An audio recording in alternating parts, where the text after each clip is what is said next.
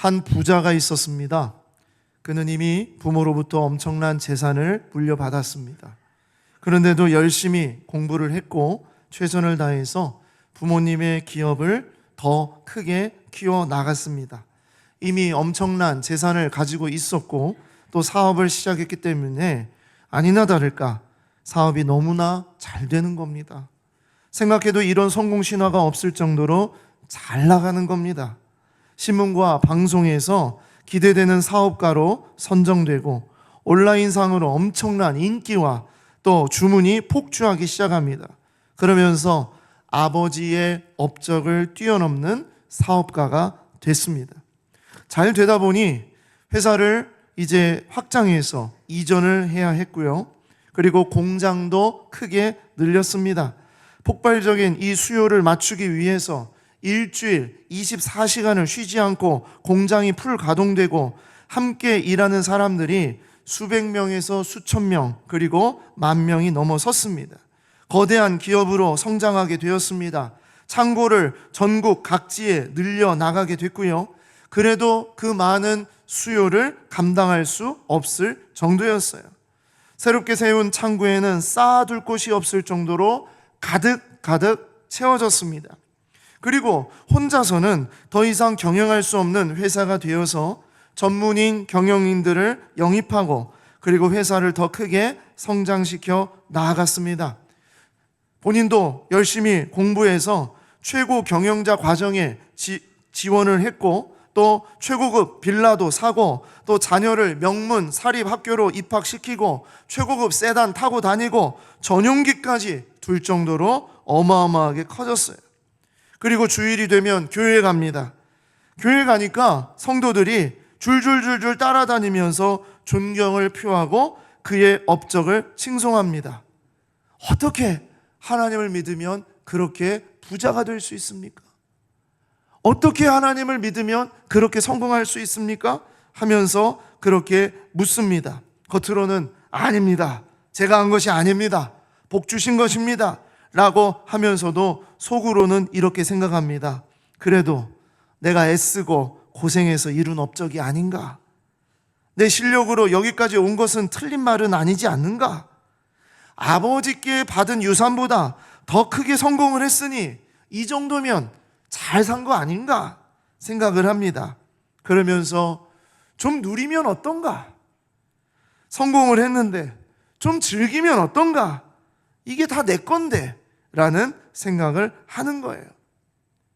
그리고 얼마 지나지 않아 이제 내일 정말 중요한 결정이 있는 날입니다.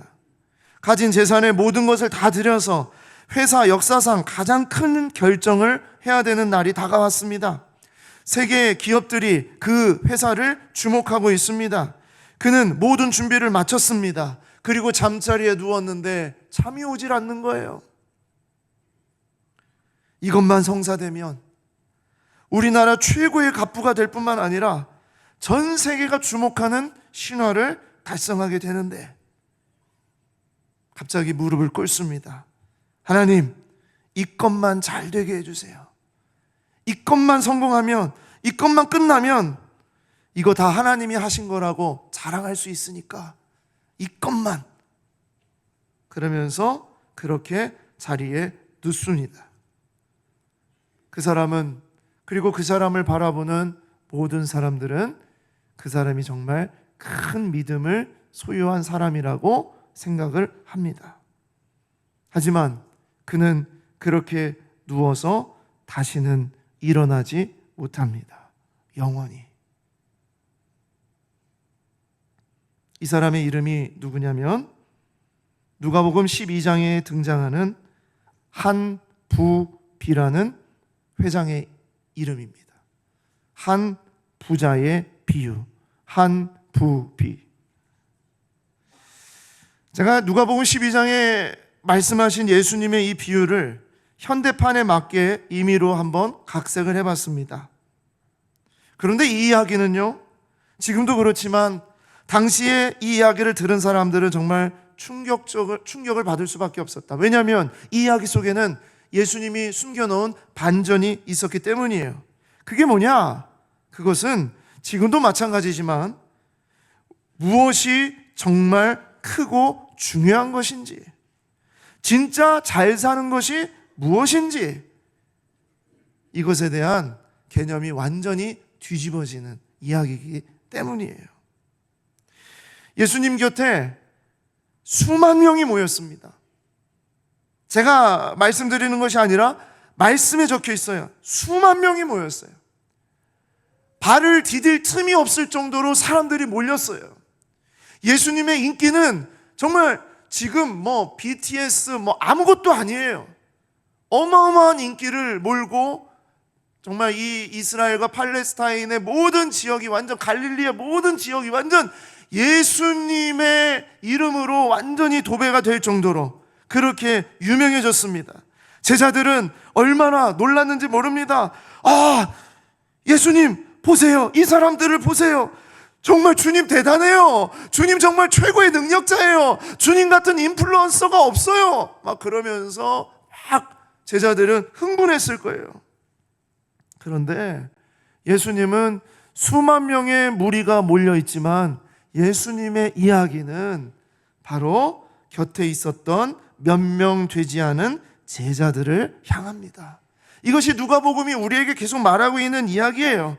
예수님은 크고 많은 것에 관심을 두지 않습니다. 그것으로 예수님이 뭔가 아주 대단한 어떤 능력과 업적을 나타내는 것처럼 말씀하지 않습니다. 오히려 예수님은 그렇게 몰려드는, 정말 그렇게 많은, 이 세상적으로 말할 때 인기와 그런 어떤 업적들, 이런 것들 속에서 오히려 그 속에 부풀어 오르고 있는 그 위험한 것을 말씀하고 있다는 얘기예요. 누가복음 12장 1절입니다. 그동안에 무리 수만 명이 모여서 밟힐 만큼 되었더니 예수께서 먼저 제자들에게 말씀하여 이르시되 바리새인들의 누룩 곧 외식을 주의하라 그랬습니다. 수만 명이 모여서 서로 밟힐 만큼 몰려왔는데 예수님의 이야기는 겉으로 드러나고 있는 정말 풍선처럼 부풀어 오르고 있는 겉모습, 바로 이 외식, 누룩과 같은 외식을 주의하라고 말씀하시는 거예요. 누룩입니다. 누룩이 뭡니까? 겉으로 막 곰팡이 피면서 겉으로 막 이렇게 부풀어 오르듯이 그렇게 부풀어 오르는 것을 말하고 있지 않습니까? 그래서 하나님을, 이 사람들은 정말 하나님을 크게 잘 믿는 것처럼 보여요. 아주 위대한 어떤 업적을 하는 것처럼 보여요. 이 사람들은 큰 믿음의 소유자처럼 생각합니다. 그런데 주님은 말씀하세요. 속은 믿음의 사람이 아니라는 거예요. 믿음이 없다는 거예요. 그들은 자기의 욕망을 채우는 종교인일 뿐이라는 거예요. 그들은 하나님을 엄청나게 사랑하고 말씀대로 순종하는 큰 믿음의 사람들처럼 보였지만 인간을 판단하고 저주하고 오랜 시간 가지고 있었던 기득권을 유지하는 것으로 살아가는 종교인일 뿐이었다는 겁니다. 세상 사람들은 더 이상 보이지 않는 하나님을 두려워하지 않습니다. 오히려 보이는 종교 지도자들을 두려워하는 거예요. 왜 그러냐면 그들의 입과 손이 정하는 대로 사람들이 판단받고 높은 자리를 얻기도 하고 자리를 빼앗기기도 하기 때문이에요.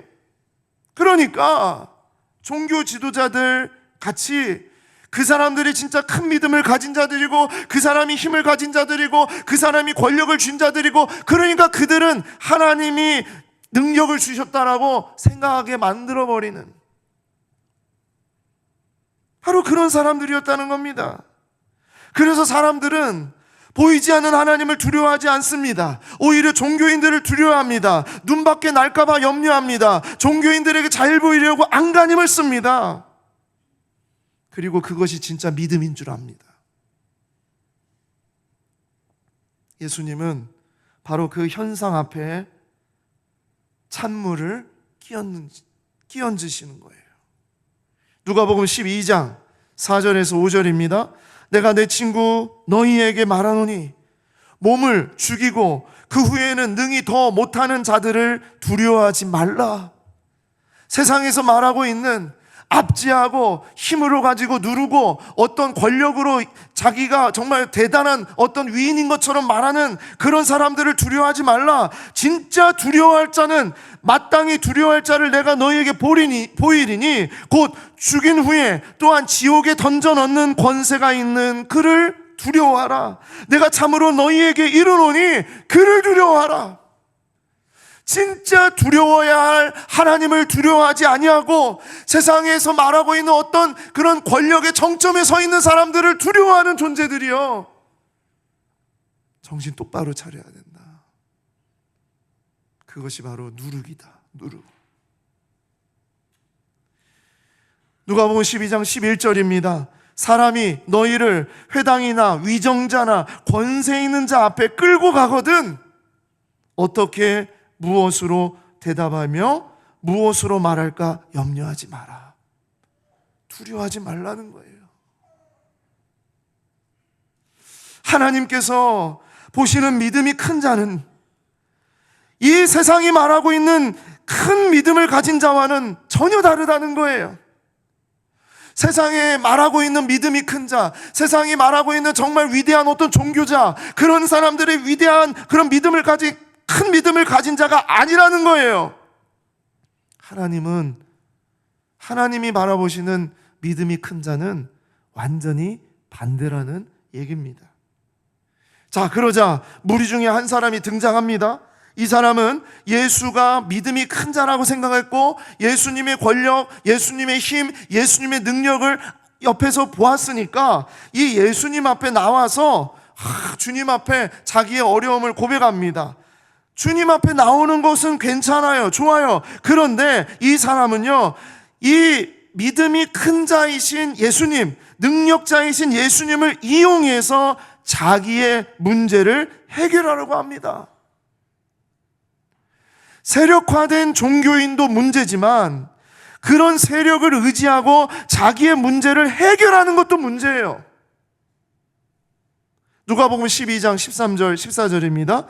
무리 중에 한 사람이 이르되 선생님, 내 형을 명하여 유산을 나와 나누게 하소서. 내가 이 일을 감당할 수 없으니 당신은 능력자니까 형한테 말해서 내게 그 유산 좀 나눠달라고, 좀 해결해달라고, 이 문제를 해결해달라고 합니다. 14절 이르시되 이 사람아, 누가 나를 너희의 재판장이나 물건 나누는 자로 세웠느냐? 나를 이용하지 말라는 거예요. 너의 문제를 위해서 나를 이용하고 내가 무슨 도깨비 방망이처럼, 내가 무슨 램프의 지니 요정처럼 그렇게 나를 도구로 삼지 말아라, 그 얘기입니다. 그러면서 앞에서 말씀드렸던 한 부자의 비유, 한 부비 회장의 이야기를 여러분들에게 같이 나눈 겁니다. 예수님의 초점은 한결같았습니다. 큰 무리, 큰 성공, 큰 업적, 큰 유산이 큰 믿음이라고 생각하는 사람들에게 그들의 믿음이 얼마나 보잘것없는 것인지를 말씀하신 거예요. 여러분, 이것이 정말 우리가 오늘 들어야 할 말씀이라고 생각을 합니다. 지금 이 시대, 이 땅에 살아가고 있는 그리스도인들이 반드시 들어야 될 것, 저는 그것이 바로 이것이라고 생각해요. 예수님은 크고 강하고 많은 사람들을 향하지 않았습니다. 예수님은 곁에 있었던 소수의 제자들, 그리고 한 사람, 연약한 사람, 부족한 사람, 아픈 사람, 바로 그들을 향하고 있었다는 거예요. 예수님은 부풀어 오르는 누룩에 속지 않으신 분입니다. 그 썩어 빠진 곰팡이, 텅 비어있는 아무것도 없는 그것을 꿰뚫어 보시는 분이에요. 예수님은 얼마나 많이 모이는가, 얼마나 힘이 센가, 얼마나 성공했는가, 얼마나 영향력이 있는가, 그것으로 문제를 해결하려고 하는 그런 사람들, 하나님의 능력을 그렇게 이용하려는 사람들, 그것이 얼마나 어리석고 믿음이 전혀 없는 삶인지를 드러내고 계시는 거예요. 세상이 추구하는 방식은 사람들이 말하는 영향력이 크고 또 많고 그 힘과 권세가 정말 대단한 것, 그것이 큰 믿음인 것처럼 보이지만 그것은 아무것도 아니라는 거예요. 그것이 큰 믿음인 줄 알았고 그렇게 하는 것이 잘 사는 것인 줄 알았던 사람들에게 진짜 큰 믿음이 무엇인지를 오늘 말씀해 주고 계십니다. 자, 진짜 큰 믿음, 믿음이 큰 자들아, 우리에게 주시는 그 큰 믿음이 뭘까? 그것은 바로 작은 믿음, 형편없는 믿음, 정말 쓸모없는 믿음이 위대한 믿음이라고 말하는 사람들에게 일침을 가하시면서 말씀하시는 거예요. 즉, 믿음이 작은 자, 정말 주님이 보실 때 정말 그 믿음이 너무나도 형편없는 그런 믿음인데 오히려 이 세상 속에서는 그것이 큰 믿음인 것처럼 말하는 것. 그러한 사람들에게 믿음이 작은 자가 보이는 모습 세 가지를 이야기하시면서 이것을 말씀하시는 겁니다. 여러분, 적을 알고 나를 알아야 백전백승이라고 했잖아요. 그렇죠? 그렇기 때문에 오늘 이 말씀은 큰 믿음에 대해서 다 한 번도 나오지 않아요. 큰 믿음이라는 그런 단어가 한 번도 나오지 않아요. 그런데 오늘 이 말씀은요, 진짜 우리에게 큰 믿음이 무엇인지를 말씀하세요. 그것은 작은 믿음, 형편없는 믿음, 세상이 말하고 있는 그 믿음, 이 세 가지, 그 세 가지가 사라질 때, 그 세 가지를 무너뜨릴 때 정말 그 사람은 큰 믿음이 있는 자라고 말씀하시는 방식입니다. 자, 믿음이 작은 자, 어떤 자들인가? 세 가지 심으로 말씀하세요. 삼심하는 자들이 바로 믿음이 작은 자들이다. 첫 번째는 탐심, 두 번째는 근심, 세 번째는 의심. 삼심하는 자들이 믿음이 작은 자들이에요. 탐심, 근심, 의심. 첫 번째입니다. 먼저 믿음이 작은 자는 어떤 자이냐? 탐심하는 자예요. 탐심. 탐심은 자기에게 부여하고 하나님께 부여하지 못한 것을 탐심이라고 말합니다. 오늘 말씀에 탐심, 이 작은 믿음의 대표적인 것이 바로 탐심이에요. 이 탐심은 헛된 믿음입니다. 성경에서 말하는 탐심은 그저 뭔가를 원하는 것을 얻고자 하는 것을 말하는 것이 아닙니다. 오늘 말씀해 보니까 자기에게 부여하고 하나님에게 부여하지 못한 것은 다 탐심이다. 누가복음 12장 15절입니다. 그들에게 이르시되 삼가 모든 탐심을 물리치라. 사람의 생명이 그 소유에 넉넉한 데 있지 아니하리라 하시고 그랬어요. 여기 생명이라는 단어가 헬라어로 조에라는 단어를 씁니다. 이 조에라는 단어는 그냥 호흡, 살아있는 그냥 이게 호흡하는 것을 말하는 것이 아니라 그 사람의 인생, 그 사람의 총체적 삶을 말할 때 조에라는 단어를 써요. 그러니까 그 사람의 인생은 그 소유에 넉넉한 데 있지 않다는 거예요. 그 사람의 인생은 물질에 있지 않다는 거예요. 사람들은 소유나 물질이 영원한 것이라고 착각해요. 그런데 소유나 물질은 절대 영원하지 않다. 세상은 내가 얼마큼 소유했고, 내가 어떤 물질을 얻었고, 내가 어떤 건강을 얻었고, 내가 얼마큼 오래 살고, 내가 어떤 좋은 일이 있고, 어떤 자랑할 것이 있는가? 그것을 뭘로 여기냐? 큰 믿음, 큰 축복. 그렇게 생각을 합니다. 그래서 갑자기 어느 날 큰 병에 걸렸다든지 어떤 큰 어려운 일을 겪게 되면 제일 먼저 떠오르는 게 뭐냐? 내 믿음이 약해서, 내 믿음이 부족해서. 주님은 말씀하세요. 세상의 모든 소유도, 세상의 어떤 물질도 자기 것이 아닙니다. 생명도 자신의 것이 아니에요. 탐심으로 그 소유의 넉넉함을 이루는 자는 세상에서 부자로 인정받고 위대한 사람으로 인정받고 또 믿음이 큰 것으로 인정받을지 모르지만 생명의 주인이신 하나님 앞에서는 빈털털이라는 얘기입니다. 육신의 곳간을 아무리 가득 채웠다 하더라도 단 하나도 하나님의 나라에 가져갈 수 없는 아무 소용이 없는 것. 겉만 화려하고 속은 완전히 텅 비어있는 그런 믿음. 누가복음 12장 21절, 자기를 위하여 재물을 쌓아두고 하나님께 대하여 부여하지 못한 자가 이와 같으니라. 탐심은요, 믿음이 작은 자가 대표적으로 나타내고 있는 모습이에요. 자기를 위하여 재물을 쌓아두고 하나님께 대하여 부여하지 못한 자. 그래서 탐심이 무엇인지를 말씀하고 있어요. 그러면 여기에서는 이 말씀 속에는 그뿐만 아니라 탐심을 물리칠 방법까지 말씀하고 있어요. 그게 뭐냐? 유일한 방법은 하나님으로 부유해지는 겁니다. 하나님으로 부유해지는 거예요. 여러분, 사실 우리가 소유가 필요합니다. 물질 필요합니다. 돈 있어야 됩니다. 성경은 우리에게 금욕주의자로 어디 수도원에 들어가서 어디 광야로 나가서 세상과 단절하라고 절대 그렇게 말하지 않습니다.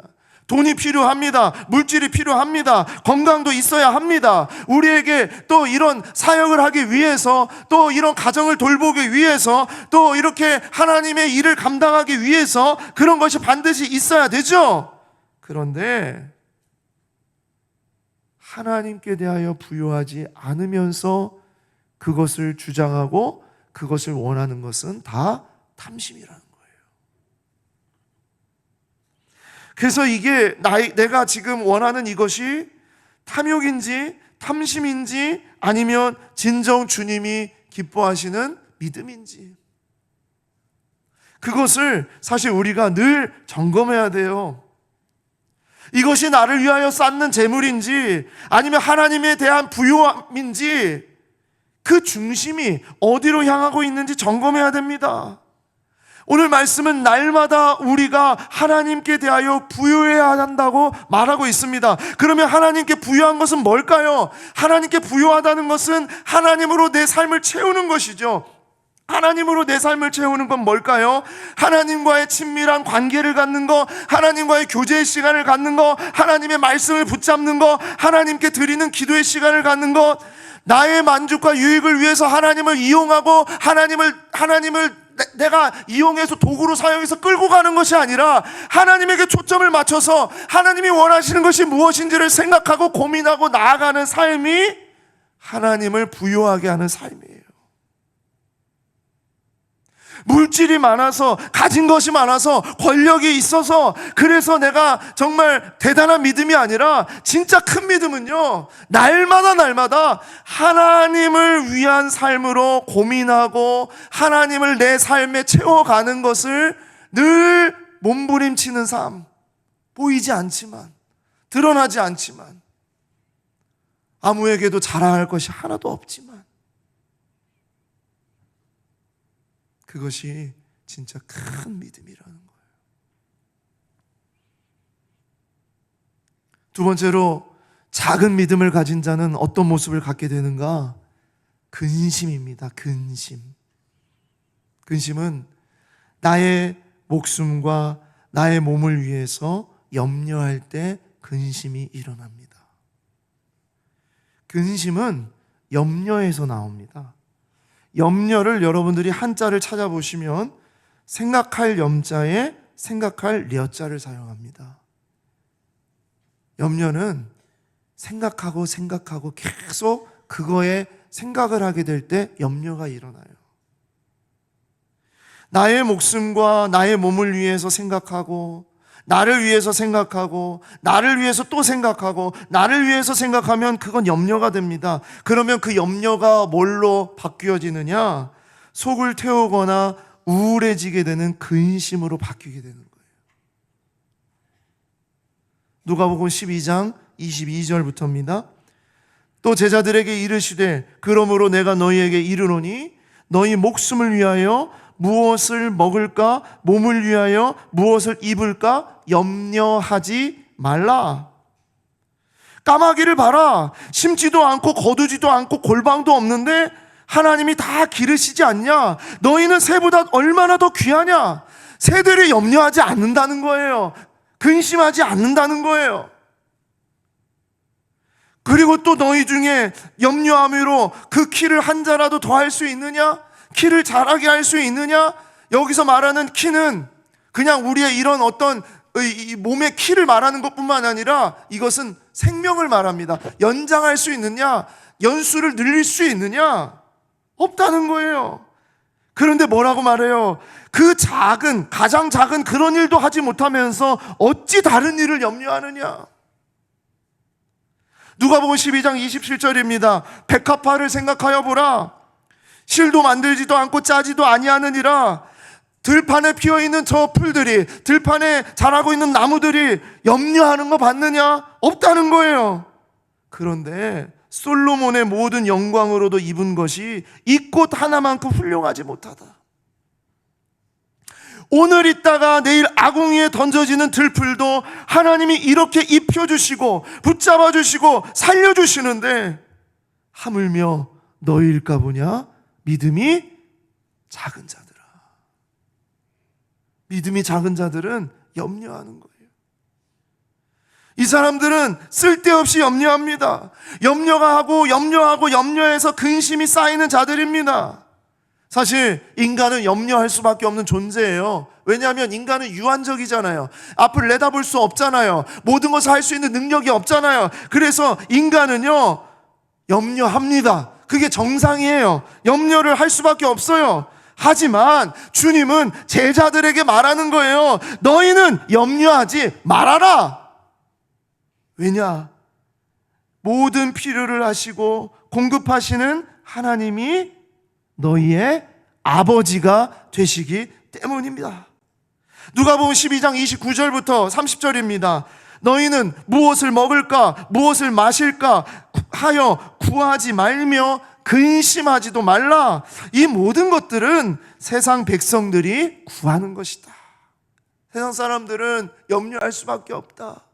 그런데 너희 아버지께서는 이런 것들이 너희에게 있어야 할 것을 아시느니라 그랬어요. 여러분이 자녀를 키울 때 혹시 자녀들 중에서 이런 자녀가 있습니까? 아빠 엄마 옆에서 이 어린 자녀가 아빠 엄마 옆에서 발을 동동동동 구르면서 그러는 거예요. 아빠 오늘 저 점심 얻어 먹을 수 있을까요? 이런 자녀가 있나요? 아니면 옆에서 갑자기 엄마 오늘 저녁도 꼭 챙겨 주실 거죠? 이렇게 말하는 자녀가 있습니까? 또 오늘 밤 저는 이 집에서 잘 수 있을까요? 이렇게 말하는 자녀가 어디 있어요? 저 여기 있는 이 화장실을 사용해도 될까요? 지금 응가 나오려고 하는데 어떡하죠? 여러분, 우리의 자녀들이 만약요 내 주변에서 이렇게 이런 거 가지고 염려하고 막 발을 동동동동 구르면요 그 가정은 문제가 있는 거죠. 자녀는 염려하지 않습니다. 그런 거 염려하는 자식이 없어요. 하나님 앞에서 우리의 염려가 그렇습니다. 아버지께서는 이런 것들이 있어야 될 것을 다 아시는 거예요. 누리도록 하시는 거예요. 그리고 그것이 그때마다 필요할 때마다 주시고, 주시지 않으면 그것이 주시지 않아야 되는 이유가 아버지 하나님께 있는 거예요. 그렇기 때문에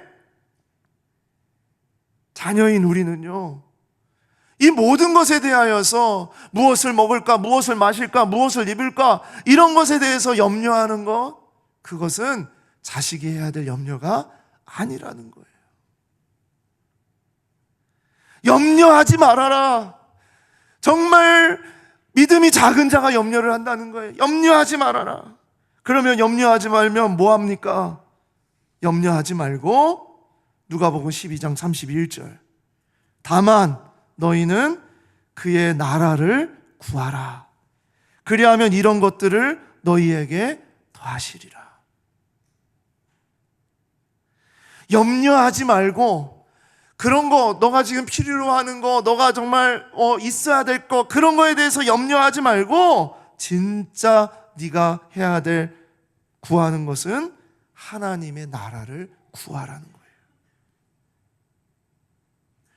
보이는 나라, 가시적인 이 세계 속에서 나를 위해 필요한 거, 내가 먹고 사는 거, 내가 무엇을 입는 거, 그런 것으로 근심하는 것이 아니라 오늘도 나의 삶에 하나님의 나라가, 하나님의 통치가, 하나님의 다스림이 이루어지는 그런 삶이 되게 하여 주시옵소서. 그것을 구하라는 거예요. 참으로 어려운 문제가 터졌습니까? 너무나도 복잡한 일이 있습니까? 계속 염려가 되고 근심이 쌓이는 그런 어떤 문제가 있습니까? 그런데 그 자리에서 진짜 믿음이 큰 자는 하나님의 나라를 구하는 겁니다. 하나님이 이 일 속에서 하시고 하나님이 이 일 속에서 이루실 일을 기대합니다. 내가 이제 이런 어려운 재판이 앞에 있습니다. 정말 힘든 어떤 이 법적인 문제가 내 앞에 있습니다. 또 나에게 이런 질병이 왔습니다. 또 자녀의 문제가 내 앞에 터졌습니다. 정말 이 가운데에서 그 문제가 근데 염려하고 걱정하고 근심하는 것으로 나아가는 것이 아니라 그곳에서 하나님이 하실 일을 기대하고 하나님께서 만지시고 하나님의 나라가 확장되어 가기를 소망합니다. 이 일을 통해서 하나님이 하실 일을 기대합니다. 여러분, 이것이 진짜 큰 믿음이 큰 자들이 하는 모습이라는 거예요. 그러면 어떻게 하느냐? 이 모든 것을 너희에게 더하시리라. 오늘 말씀에 다만 너희는 그의 나라와 그의 나라를 구하라. 그리하면 이런 것들이 너희에게 더하시리라.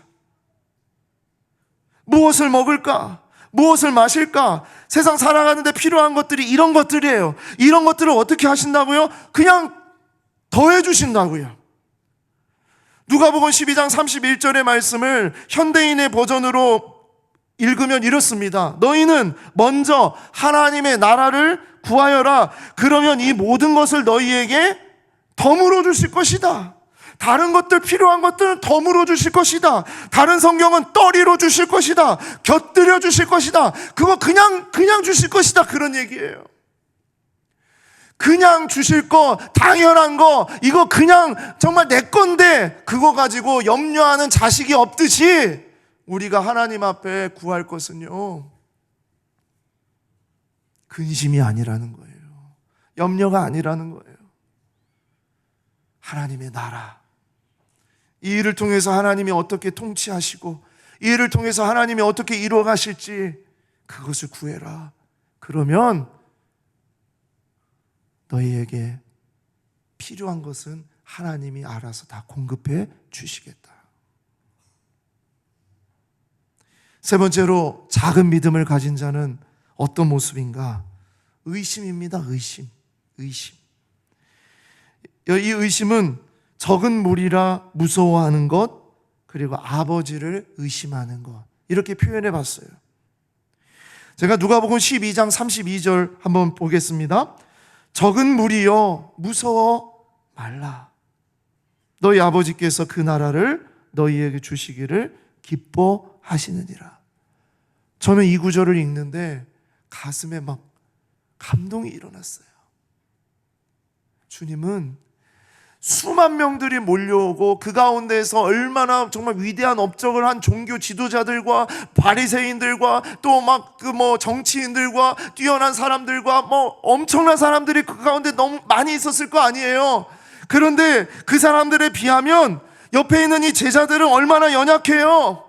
얼마나 부족해요. 얼마나 숫자가 적어요. 그런데 예수님의 초점은 이 수만 명의 무리에게 있는 것이 아니라 그 당시에 정말 뛰어난 능력 있는, 정말 권세가 있는 그러한 종교 지도자들에게 있는 것이 아니라 예수님의 초점은 적은 무리에게 있었다.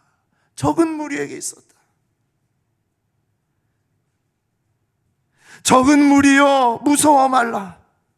왜냐하면 하나님께서 하나님의 나라를 너희에게 주시는데, 왜 주시냐? 그 하나님이 너희의 아버지시니까.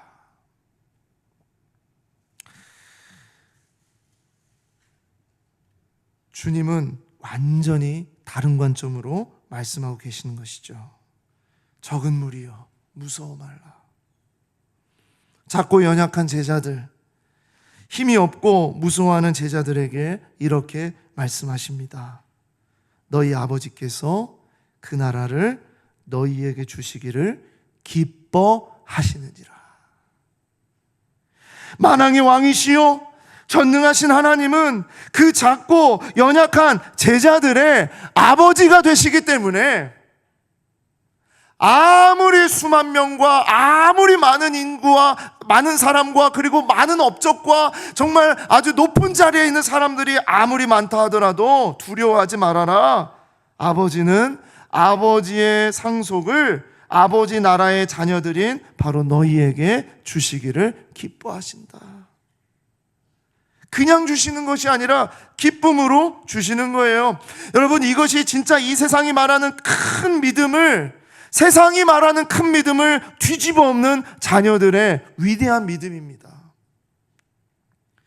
우리가 이걸 놓쳐서는 안 돼요. 우리가 정말 지금 우리가 살아가고 있는 이 시대에 점점 우리가 이걸 놓치고 있어요. 우리는 숫자 앞에서, 우리는 어떤 물질 앞에서, 어떤 성공 앞에서, 그리고 어떤 세력 앞에서, 어떤 힘 앞에서, 어떤 사람들 앞에서 우리가 얼마나 강하고 우리가 정말 위대한 믿음을 가진 자인지를 자랑하고 그렇게 나아가는 시대로 점점 바뀌고 있어요. 예수 믿는 자들은 그런 자들이 아니라는 거예요. 예수 믿는 자들은 세상이 어떻게 그런 물질 소욕과 어떤 그런 것들이 아무리 강하고 크고 위대하고 그런 것들이 유혹들이 우리에게 온다 하더라도 우리는 그런 거에서 흔들리는 자들이 아니라, 비록 우리의 숫자가 적고 우리가 정말 가진 것이 별로 없고 우리가 자랑할 것이 하나도 없더라도 이 모든 나라의 아버지 되시는 우리 하나님 아버지께서 그 모든 것을 자녀인 우리에게 주시기를 기뻐하신다는 것을,